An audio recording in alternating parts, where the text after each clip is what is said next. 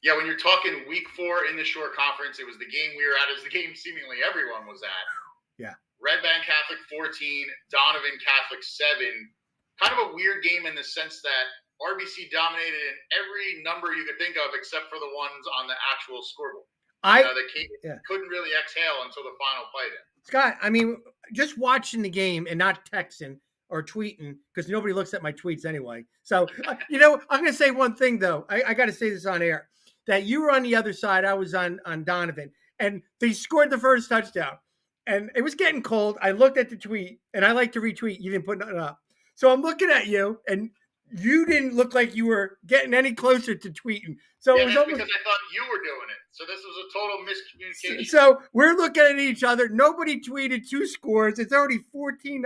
But I was no, he's going to do it, and you basically finally won. Did do it at the end of the first quarter, and actually that managed to be almost all the points in the game. But that was I didn't feel like tweeting it out, but looking at that game from the sidelines, the way I felt it was the maturity and physicality of Red Bank Catholic versus the youthfulness and athletics Donovan Catholic. I just thought that they were more mature veteran guys on Red Bank Catholic in the beginning, and they kind of empowered themselves a little bit. It definitely seemed like maybe there was a little bit of jitters for Donovan Catholic in that first quarter. RBC took it to him, 2 straight drives. Yeah. And I thought RBC did win the battle up front the majority of the game. But I also thought, a lot of unforced errors by Donovan Catholic, fumbles on the mesh point when they're, faking handoffs and things like that. The ball not getting knocked on the ground, unforced errors, I guess you would say. That could just be, hey, a lot of them are young. They hadn't played in a game of that magnitude before. But guy who stood out was Sabino Portela. Now, he didn't carry a lot of carries during the season, but he got his workload this week. He really did. And I love that he's a multi-athlete. He's a wrestler, tremendous balance. He's not the fastest guy in the world. Yeah, that's the one thing that does stick out. You think you have him down, but he can stay balanced low to the ground and pick up another 4 or 5 yards before he goes down. He's tough. Which clearly, that's a wrestling skill translating there. And the only knock on him, obviously, was he had 2 big fumbles where they had drives that could have really kind of put the game out of reach. But to his credit, he kept playing really hard on defense. I mean, he's an outstanding defensive back. So, I think he was able to shake that off and just keep playing. But yeah, I mean, you don't see a guy carve up a Donovan Catholic defense like that too much at all, to run for well over 180-ish or, it was a big game. But, I thought he did a great job. And their line, again, was getting a push. And I think another thing that stuck out to me a little bit was this was a game that has 3 game-breaking receivers right off the top of your head in Michael Thomas on Donovan, Ross, and Rahman on RBC, and neither of them really touched the ball much at all. No. Rahman caught one ball that was in traffic. It looked like it wasn't supposed to go to him either. Ross caught a great pass right in the first drive of the game that set up Portela touchdown, but it seemed like neither team, I mean, partially you can credit the secondary for both teams for doing a nice job, but I just felt like nobody really took as many deep shots as I thought they would, considering the game-breaking level of those receivers. It was great because both teams were pretty dominant all season. But seeing like Emmanuel Ross going against a Richard Davis on the other side corner, I loved watching it because they were getting neutralized on one play and jawing at each other. And it was, there was a lot of competition on the field, a lot.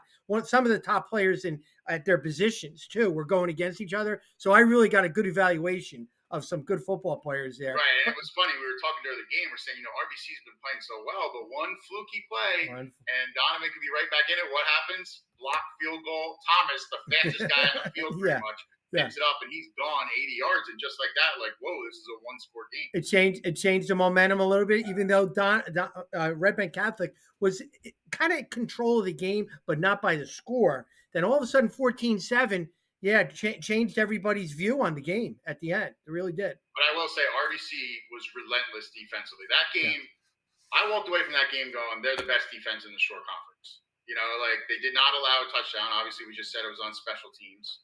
Yeah. Their starting defense is not allowed a touchdown the entire Kevin season. Gull, the D coordinator, is doing a great job. And Davin Bruton felt like he just took over their linebacker at the end of one of the top defensive players in the Shore Conference. He was in the backfield on almost every play. And I mean, once RBC they took away the freshman Najee Calhoun, who's a tremendous running back, they basically neutralized him, which made Donovan fully one-dimensional near the end, where they were just able to unleash Aiden Donahue and Bruton and all these guys just flying at Lamberson back there, and Bruton was getting in the backfield and laying hits or getting pressures on seemingly every play there at the end of the game. He even had a few words for you for picking Donovan Catholic.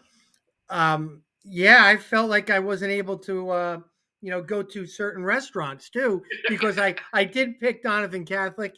It was tough.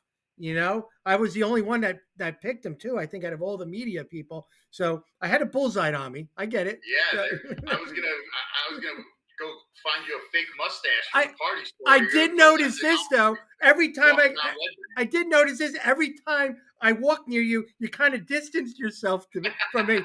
I did feel a little awkward there with that, but it is what it is. Now you know what it's like to be a member of the media. For years when I did that, and you're lucky. Back in the days when I was at the Asbury Park Press, they used to make you pick the score. So if you put, this team's going to win 44-14, and then the other team won, you would basically have to sprint out of there after the game. I don't think me or my wife are going to go shopping in the Red Bank area. We might kind of go. Yeah, I would hold off on that. Just stay down in Barnegat. It was all done in good jest and all that. But Donovan Catholic, I think, wanted to find out a little bit more about themselves. They're young and experienced, but very talented. They needed a big game, and they got a big game this week too. So does RBC. Yeah, They're both RBC. But I think they both. Like that both. I like that both of these teams are going out of the conference and challenging themselves against other top non-publics too. I mean, we'll get to that in the preview of the coming weeks, but I really do like that they're not totally just focused on the shore. They're thinking at a statewide level. I thought it was a lot of respect on the field by both teams. It really was. It wasn't like a big screaming match and point and fit. No, it was a good football game, and I think the build-up was pretty good. I would have liked to seen a couple more deep balls and all that stuff, but we're not coaching, and that's that. But it was a great football game. Seeing that. What other games did you like out there? I thought that the Rumson comeback to get the win there was another week, another American Division dogfight. So I think that again was a 14-10. I'll tell you one thing. Outside of the Donovan Catholic game, if you're a Manalapan fan, you must have like gray hair and be like chain smoking because every one of their games comes down to the last minute and a half, 2 minutes this year. I mean, it is nerve-wracking. It must be nerve-wracking to be a Braves fan this year. Exciting, but nerve-wracking because they are right in it. They've had two tough losses now to Middletown South and Rumson that both right at the end of the game where they've been right in there. But credit to Rumson again. I feel like they're starting to build a little bit of momentum. Alistair Orr with 58 seconds left runs for a touchdown to give them the win, and great job by their defense to keep them right in it in a close game. Owen O'Toole with some clutch passes again. Anthony Macchio seems like he scores a touchdown every single week from an open. But I think the real question with Rumson, and we've talked about this before, is they're playing this brutal schedule. How will that help them when it's time for the Group 2 playoffs? We're going to talk about playoffs next week. Start breaking it in. They have two multipliers now because you're playing Red Bank Catholic, Donovan Catholic. They're getting that. They're going to be a 1 seed in that division. If they can finish up their regular season, which I think they may, they're going to be a tough seed because they're going to be seeded over Point Borough if they're in the same bracket. And they're not really playing a Group 2 schedule. No. They're not playing a bunch of schools their own size. They're playing a bigger school or a non-public school every single week. So in other words, dangerous team. I'm not going to say it's going to look easy or something, but when they get to the Group 2 playoffs, it's going to be like, we've seen 10 times better teams than anybody in this bracket. They're going to be a quiet 1 seed. Potentially in Group, a quiet one. They played that brutal schedule. Now they're going to play Group 2s, and they're on path with Point Borough if they're going to play them in the sectional or in the overall with that, because there are 2 teams that could potentially win their sectional. It'd be pretty interesting. And speaking of a team they could see in those playoffs down the road, the one other ranked matchup of top 10 teams during the week was Point Borough just routing Raritan for another big win on their way, as the heavy favorite in that division. What more can you say about point, Burrow. Although I will say, we'd love to give their defense so much credit, or their offense so much credit because of all the stars they have. But their defense gets a shutout in a 39-0 win over Raritan. Scott, they run that 3-3 stack, and they're slanting, angling, blitz. You don't know who's coming, but 4 to 5 guys are coming because they have three down linemen, and everybody else is at the line taking turns with stunt. They're relentless on defense. Relentless. Right, and it's a lot of the same guys from offense that are playing on the other side there. But yeah, a lot of defensive-only guys in there. But yeah, they looked at, I know Raritan's had some injuries, on their line and to some of their skill guys, but I mean, Matt Oliphant, 175 yards and 2 touchdowns every week with him. It's a big game. And the other thing with Burrow, that's a testament to their coaching staff. They seem to start fast. Every game, they jump on people where it's like 14-0 in the blink of an eye. Like, if you're not ready to match their energy from the opening whistle, it's going to be like 35-0 at halftime. So Connor Ciliento, I believe, is their MVP, though. He touches the ball twice, makes 2 big plays, and then he's good. I think he's the glue to the team. Of course, Matt Oliphant is doing a great job at quarterback, and their line, they just have energy. They have a lot of energy with that. Right. Speaking of energy, I mean, you look at them and you feel like they should be unbeaten by the time they're in the playoffs. I know St. John Vianney, though, still lurking out there. They're not going to be an easy big game. I mean, another one that caught my eye as far as teams gaining momentum, Middletown North 17-0 over a Southern team that was coming off a nice win over Long Branch. North goes out and gets a shutout. Obviously, you really like their 2 big defensive ends, right? I love him. I also love Luke Sheehan. He's getting better and better, but they didn't have to utilize him this game. Ian Poole Morgan was big with his field goal, 2 extra points.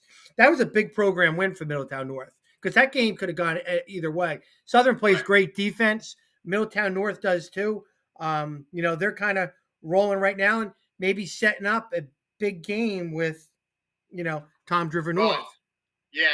I mean, I would say they're presenting themselves as the main challenger to Tom. The main meal. Yeah. The main meal. Yeah. I mean, it just looks like the way North is at. And that Long Branch team is, pretty solid. And again, another North win of them just running roughshod over that division. I mean, North just seems like they're about 4 or 5 touchdowns better than everyone left on their schedule. Scott, Kevin Gall got the assistant coach of the week for Monmouth County for his great schemes he provided this week. And then James Mahoney from Brick Memorial, the offensive coordinator. I mean, think of that. I mean, they're running Madden statistics at Brick Memorial with Connor Dietz. 41-21 late. Yeah, I mean, and Brick Memorial comes all the way back. Connor Dietz is just having a heck of a season. He's having a better year than last year. 25-yard touchdown run on the power read where he's reading that end, cuts it right up the middle for a touchdown on 25 yards. Big comeback win. Neptune's got a lot of fight in them, but that's a great win for them. That's just got to hurt for Neptune because they had been struggling to score points, and they come out and explode offensively. They had not had a game like that all year. So to let that one get, and I guess what also hurts is Neptune's head coach, Brian Duffy, is a Brick Memorial graduate. Yeah, it doesn't help. Doesn't help. He had to lose to his alma mater in gut-wrenching fashion. Can't feel good, but you can take away the positives of you put 41 points on them when you kind of had been struggling to score. Maybe that's the offensive breakthrough that you've been looking for this season. Brick Memorial has potential. They can get on a nice little run to the end of the season. I think they can get to maybe. It's going to be all about their defense. They're going to have to. You're not going to win in the playoffs if you have to win a 48-41 shootout every time you go out there. And so I think if they can just get that area shored up a little bit, their offense is clearly one of the better ones in the short conference. One of the most exciting games and was caught live on the camera was by me on Thursday. So, and I think we should have Thursday night football. I was about to say, what is your opinion of the Thursday night game? Love it. I think that as the president, I want to push for a Thursday night game so people can get in the spotlight. Because here you had Pinelands and Matawan, in the lower divisions, had a lot of eyes on them. Media was there. It was a lot of excitement. And boy, oh boy, Matawan was winning 21-0 comfortably. And Pinelands came back to tie it. They scored 21-21 with, I think it was like 40 seconds left. Do you kick an extra point or do you go for 2? On the road, would sometimes you think of just going for 2. But it was 21-21. They just kick it. So they went. No, I guess what I'm thinking more. Yeah. They've had some kicking issues, so maybe there isn't 100% confident. They lost 7-6 in Barnegat. Yeah. In a game where they couldn't make an extra. I mean, maybe that's in the back of your mind. That you're right. Conventionally, you don't even think twice. You kick the extra point. Well, they missed the 2-point conversion. It goes to overtime. Amir Martinez gets a 12-yard run. They're winning. Madawan's going crazy. Kicks the extra point. They're up 28-21. Pineland's first play. They run jet sweep. He pulls back and throws the football into the end zone. I went, are you kidding me? Now, I had it all on film. It's now 28-27. What does Pinelands do? They go for 2. Give him a lot of credit because I would have gone for 2 in overtime. He makes his cut on a quarterback sweep, puts his foot in the ground. I'm like, oh, my God, he's going to score. And Jordan Reamer, the D tackle, the 300-plus D tackle, scrapes and jars the ball loose. If he held onto the ball, he would have landed in the end zone. They recover. Cameron Cooper recovers in the end zone. Place goes ballistic. Talk about a big game with that. Now, you can look at it 2 ways. Madawan let a team come into their house and almost beat them. Or you could say, being up by 3 scores. Listen, bottom line is it's a win's a win. They're still they're now 3-1, but Pinelands lost 3 games by 10 points. They could be 4-0. You can look at their season as like under John Tierney in their first season. They've showed a lot more fight. They're right in every game. Right in it. They are definitely no pushover team.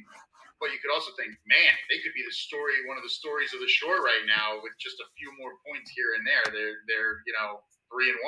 There's no such thing as moral victories, is there? As an athlete.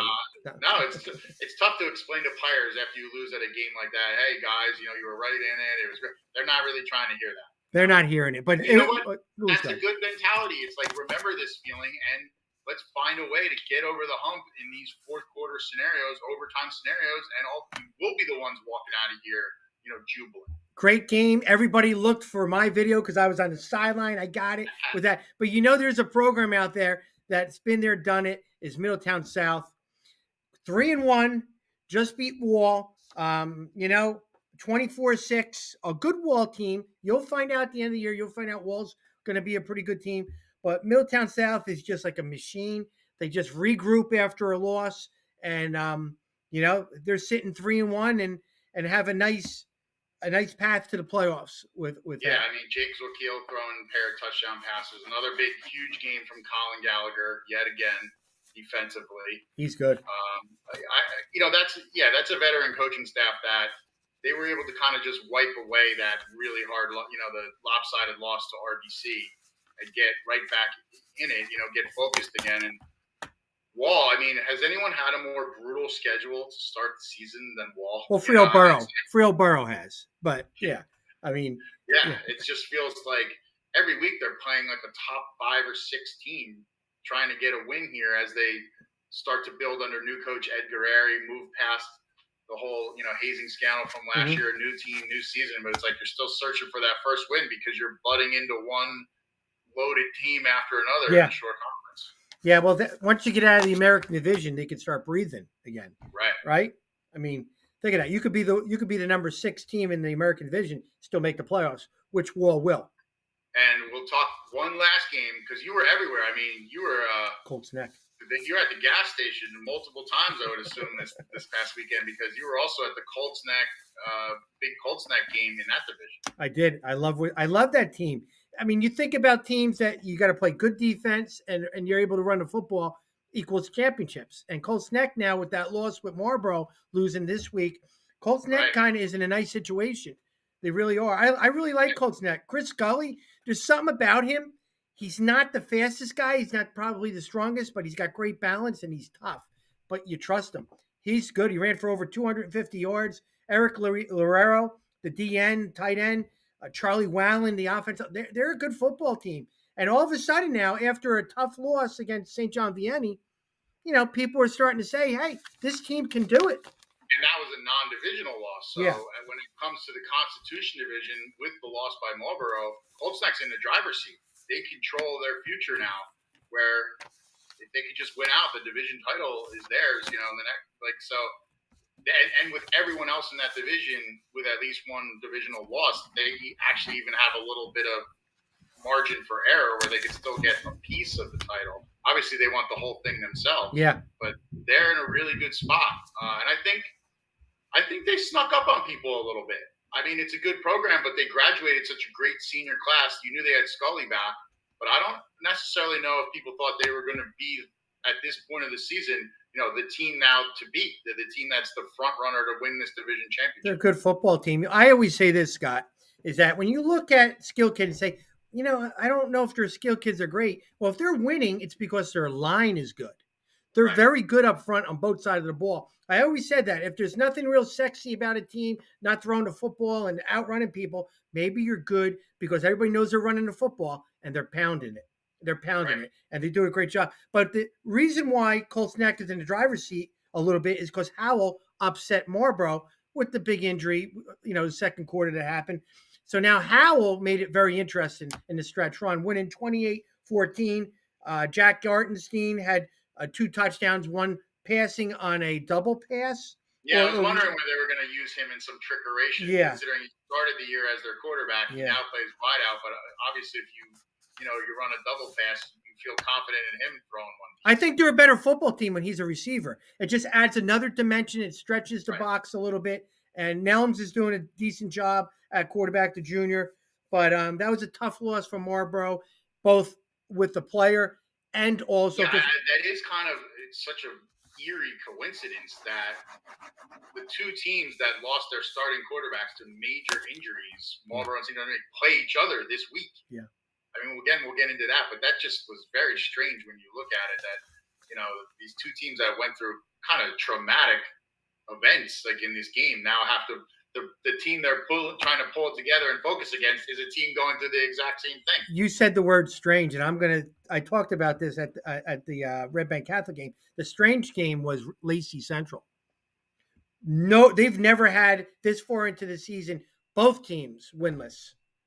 But yet there was a lot of energy at the game. Talking to both coaches, it was a great atmosphere. With that rivalry, those seniors, they want to bump into those guys from the other team in 5-10 years and go, hey, we might not have won a million games that year, but we beat you guys. You remember those type of games. Yeah, so Lacey came out with a 31-18 win at home. They seem like they're playing Central a lot home, but that was a big rivalry win there. But it was strange.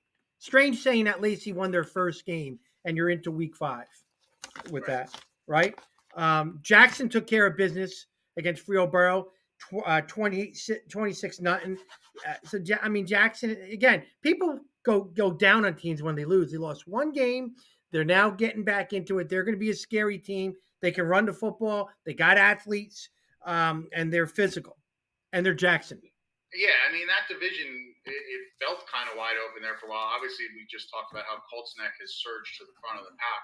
But yeah, Jackson is the type of program that's going to bounce back. I mean, especially playing a winless Freoboro team.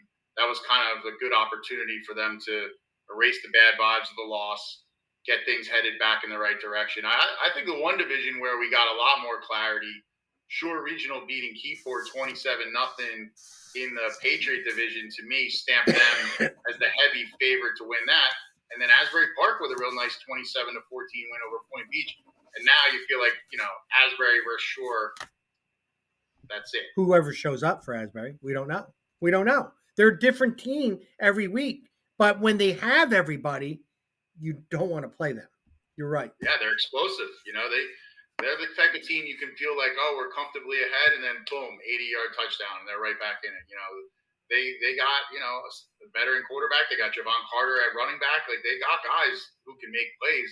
But Shore right now has just flat out dominated that division. You know who's making me look good? You know who's making me look good, Scott? When I picked who was going to win the division, I picked Ocean. And boy, did I get a lot of nasty messages from people. How could you say this? Think of this. Well, there was something I knew about. I knew Tyler Douglas. I knew that if they were healthy, they would be okay. And then Mateo Andrews comes over.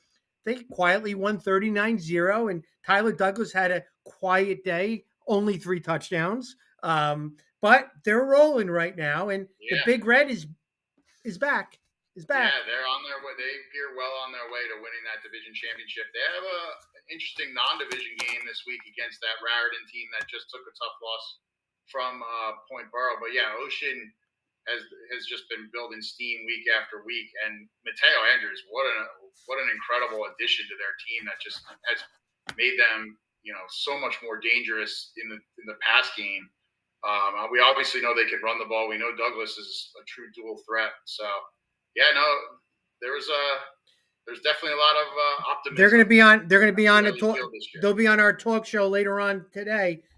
Tyler Douglas and of course Coach Don Klein. Red Bank was pretty pumped with the 29-yard touchdown run by Lamar Hicks with a minute 20 left in regulation. Helped them beat Traditional Power Brick 13-6. So Coach Fallon's got them 2-2. And, they've been playing. That's a huge swing game to me, I think, as far as if RBR is going to make a push for the playoffs. Correct. They kind of had to have that game. And to find a way to win it inside the final 2 minutes is just such a huge confidence booster. Nice. And on top of that, their defense had really struggled for a lot of the season. Mm-hmm. So to turn in an effort like that where you hold Brick to 6 points, I think there's just a lot that you can take away from a game like that moving forward for them. St. John Vianney's been playing good. I mean, they had that unfortunate situation that happened, but they rolled for their 4th win. Give that coaching staff a lot of credit and a lot of credit to the players, how they overcame the emotional, the emotional drain of their beloved player, man. 32. And I've already seen, they have the number 18 stickers for Aaron Van Treese that they're going to be putting on their helmets and all that. They're going to be playing inspired by him the rest of the season. So, I mean, this is a team that's now playing for more than themselves to some degree. They're playing for their friend and their teammates. So, and they're a team. I mean, they look just better and better every week. Like they are hammering people back-to-back shutouts, right? They're getting better. They're getting better. Yeah, and a Manasquan, that's how many times has St. John Vianney beaten Manasquan by 32 points in the history of their program? So I think that you can't overlook them when we looked at that division. I think in the preseason, and some of the common wisdom was Point Borough is the clear favorite. Mm-hmm. Then you got Raritan and Manasquan, right? Well, it's like, hey, St. John Vianney's like, what about us? Like, we just killed Manasquan, and now obviously they're going to have to replace their starting quarterback, so that's never easy. That's a really difficult thing because he's a really good player on defense. Very good.